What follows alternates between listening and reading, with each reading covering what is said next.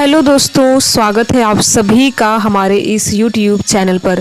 दोस्तों, आज का ये वीडियो बहुत ही ज़्यादा इम्पॉर्टेंट रहने वाला है उन अभ्यर्थियों के लिए जो जून 2025 UGC नेट एग्ज़ाम की प्रिपरेशन में लगे हुए हैं। यहाँ पर देखिए, हम बात करेंगे जो आपका 16 जनवरी का एग्ज़ाम UGC नेट का कंडक्ट कराया गया था।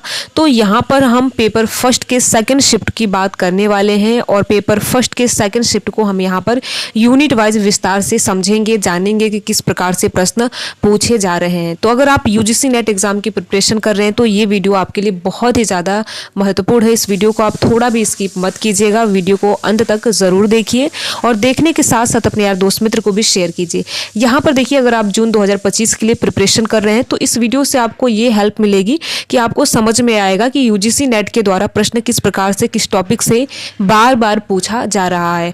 तो यहाँ पर आप सभी को बता दें कि 3 जनवरी 2025 से UGC नेट दिसंबर 2024 वाला एग्ज़ाम स्टार्ट हुआ था और शुरुआत दौर से ही आप हमारे चैनल पर वीडियोस देखेंगे, यानी 1 जनवरी से जब तक अभी हम 16 जनवरी 2025 का एग्ज़ाम देख रहे हैं। तो ऐसे करके जो भी एग्ज़ाम कंडक्ट हुए हैं, जिस दिन का भी एग्ज़ाम कंडक्ट कराया गया है, तो आप सभी दिन के हमारे चैनल पर वीडियो का एनालिसिस देख सकते हैं। यहाँ पर आपको MSc नेट JRF जो हमारा चैनल है उसके वीडियोज़ में जाकर आपको देखना है, वहाँ पर सारे वीडियोज़ आपको देखने को मिलेंगे।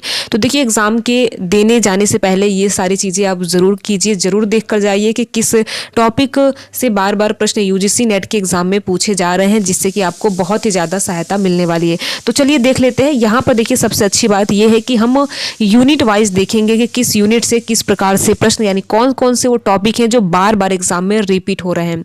तो यहाँ पर अगर हम बात करें यूनिट फर्स्ट का, तो आप देख सकते हैं शिक्षण अभिवृत्ति। तो यहाँ पर देखिए, जांच प्रशिक्षण मॉडल से प्रश्न पूछे गए थे, कौशल आधारित शिक्षण मॉडल से प्रश्न पूछे गए थे, लेसेफ फेयर और शिक्षण मॉडल से प्रश्न पूछे गए थे। साथ ही साथ आप यहाँ पर शिक्षण रणनीतियों के बारे में देख सकते हैं कि यहाँ से प्रश्न पूछे गए थे।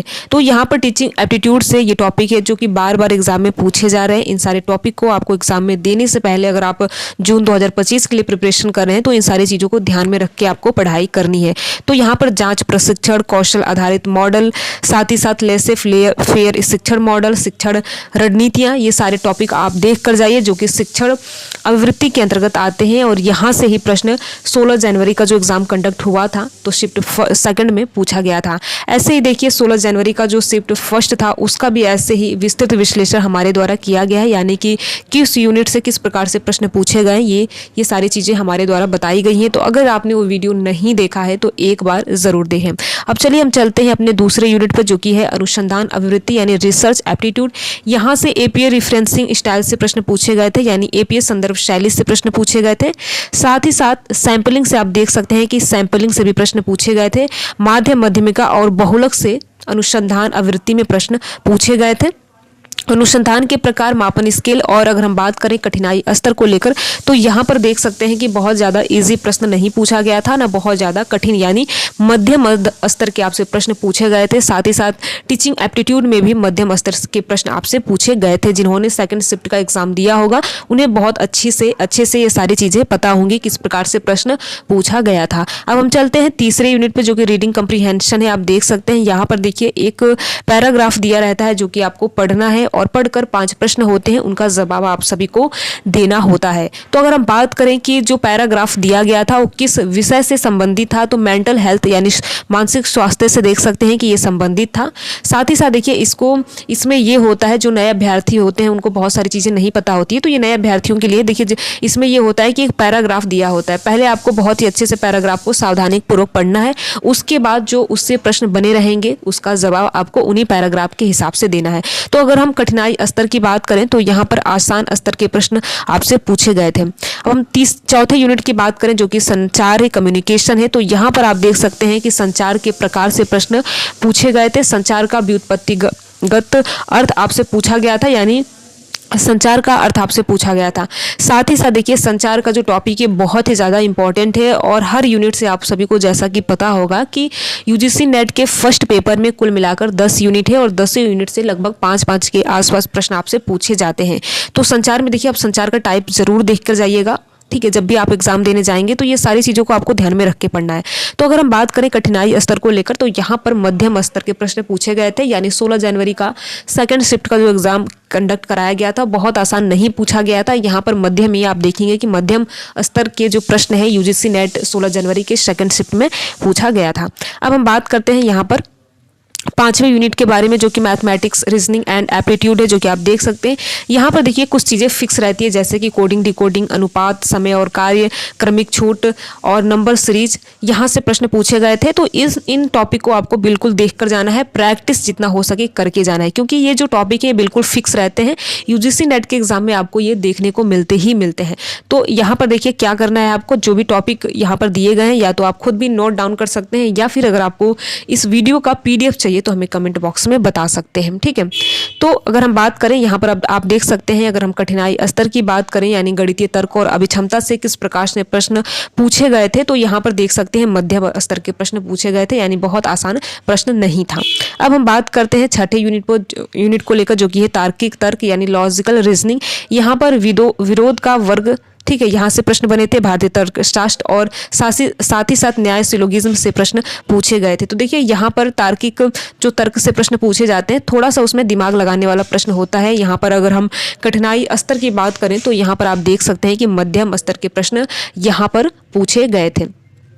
अब हम चलते हैं 7वें यूनिट पर, जो कि आप देख सकते हैं डेटा व्याख्या है, यानी डाटा इंटरप्रिटेशन है। ये देखिए यहाँ भी कुछ चीज़ें फिक्स रहती है, जैसे कि अगर हम यहाँ बात करें प्रतिशत आधारित प्रश्न पूछा गया था। तो यहाँ पर देखिए अगर आपको परसेंटेज निकालना बहुत ही अच्छे से आता है, साथ ही साथ रेशियो, अनुपात और औसत, ये सारी चीज़ें अगर आपको निकालना अच्छे से आता है, रेशियो यानी औसत, ठीक है, ये सारी चीज़ें आपको अच्छे से अगर निकालना आता है तो आप DI का जो 5 प्रश्न पूछे जाते हैं उनको आप सही कर देंगे। तो यहाँ पर आपको किन चीज़ों पर ध्यान देना है, देखिए पहले तो आपको प्रतिशत निकालना सीखना होगा। ठीक है, इसके लिए बहुत ही प्रैक्टिस आप कर सकते हैं, प्रैक्टिस करने की ज़रूरत है। ठीक है, क्योंकि अगर आपको नहीं आता है तो ये प्रैक्टिस से ही आएगा। ऐसा नहीं है कि आप एक बार देख लिए और जाके एग्जाम में आपको तुरंत याद आ जाएगा, ऐसा नहीं होता है। जो मैथ वाले पोर्शन होता है वहाँ पर हमको प्रैक्टिस करने की ज़रूरत पड़ती है। पहला परसेंटेज हो गया, यानी कि पहला प्रतिशत हो गया, दूसरा आप औसत और तीसरा अनुपात। ये 3 चीज़ें हैं जिनको अगर आप चाहते हैं कि DI में आपका पाँचों का पाँचों प्रश्न सही हो, तो इन 3 चीज़ों को आपको निकालना बहुत ही अच्छे से आता होगा, आना चाहिए, प्रतिशत, औसत और अनुपात। ठीक है, तो ये 3 चीज़ें यहाँ पर पूछी जाती हैं। साथ ही साथ अगर हम बात करें कठिनाई स्तर को लेकर, तो यहाँ पर आप देख सकते हैं कि मध्यम स्तर के प्रश्न आपसे पूछे गए थे। अब हम बात करते हैं 8वें यूनिट को लेकर, जो कि ICT है, यानी सूचना और संचार प्रौद्योगिकी। यहाँ पर देखिए ये बहुत ही ज़्यादा इंपॉर्टेंट है, क्योंकि अब देखेंगे दिन प्रतिदिन जो UGC नेट का पैटर्न है इसमें थोड़ा सा बदलाव हमें देखने को मिल रहा है। बहुत ही फैक्चुअल बेस्ड चीज़ें पूछी जा रही है, जो कि आप यहाँ पर देख सकते हैं। यहाँ पर कुछ फुल फॉर्म यानी संक्षिप्त रूप भी पूछा गया, जो कि आप नोट कर सकते हैं। साथ ही साथ देख सकते हैं MS एक्सेल से प्रश्न पूछे गए थे, सम फॉर्मूला से यहाँ से प्रश्न पूछे गए थे, बाइनरी और हेक्साडेसिमल का क्रम आपसे पूछा गया था। तो यहाँ पर देखिए, यहाँ पर इन सारी चीज़ों को आप लिख सकते हैं, या फिर इस वीडियो का PDF चाहिए तो हमें कमेंट बॉक्स में बता सकते हैं। जैसे कि अगर आप जून वाला एग्जाम अगर आप देने जाए और इन सारी चीज़ों से अगर आपसे प्रश्न पूछा जाए तो आप बहुत ही आसानी से उनका जवाब दे सकें। ठीक है, इसलिए देखिए बहुत ही ज़्यादा इंपॉर्टेंट है पेपर को देखना, पेपर को समझना कि किस प्रकार से प्रश्न UGC नेट के एग्जाम में पूछे जा रहे हैं। अब हम बात करते हैं 9वें यूनिट को लेकर, जो कि देख सकते हैं आप लोक विकास और पर्यावरण। यहाँ पर देखिए कोप 21 और 22 से प्रश्न पूछे गए थे, आपको इनको देखकर जाना है। साथ ही साथ सल्फर ऑक्साइड से, परमाणु आपदा से, मीथेन गैस प्रदूषण।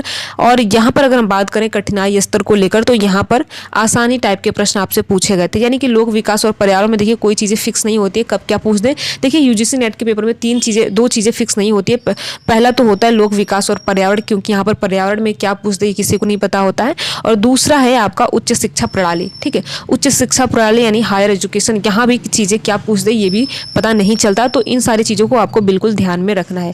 तो ये देखिए, ये 16 जनवरी का जो UGC नेट का एग्जाम कंडक्ट कराया गया था, फर्स्ट शिफ्ट का हमने वीडियो अपलोड कर दिया है। ये हमारा सेकंड शिफ्ट का है। तो अगर आपने फर्स्ट शिफ्ट का नहीं देखा है तो एक बार ज़रूर देखें, और इससे बहुत ही ज़्यादा आपको फ़ायदा होने वाला है। ठीक है, वीडियो में लास्ट तक बने रहने के लिए आप सभी का बहुत बहुत धन्यवाद। अगर आपको ये वीडियो अच्छा लगा हो तो वीडियो को आप लाइक कर सकते हैं, अपने यार दोस्त मित्र को शेयर कर सकते हैं। अगर आप हमारे चैनल पर नए हो तो चैनल को सब्सक्राइब भी कर सकते हैं। अगर आपको इस वीडियो का PDF चाहिए तो हमें कमेंट बॉक्स में बता सकते हैं। Thank you.